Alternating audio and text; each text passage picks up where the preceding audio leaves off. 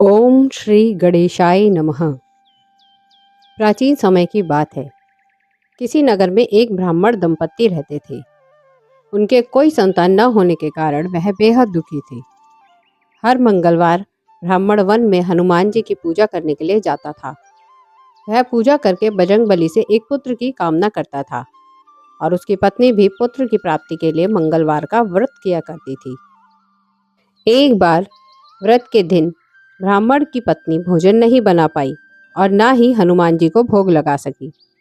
तब उसने प्रण किया कि वह अगले मंगलवार को हनुमान जी को भोग लगाकर ही भोजन करेगी। वह भूखी प्यासी 6 दिन तक पड़ी रही। मंगलवार के दिन वह बेहोश हो गई। अब हनुमान जी उसकी श्रद्धा और भक्ति देखकर प्रसन्न हुए।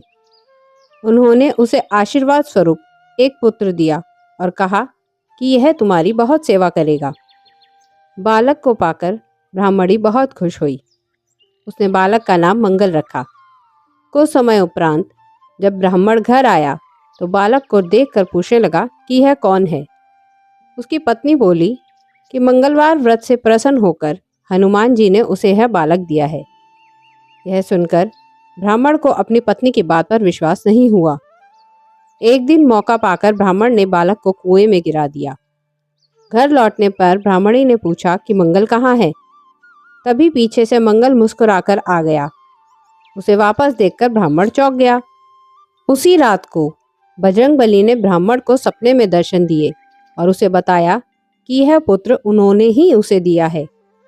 सच जानकर ब्राह्मण बहुत खुश हुआ, जिसके बाद से ब्राह्मण दंपत्ति नियमित रूप से मंगलवार व्रत रखने लगे।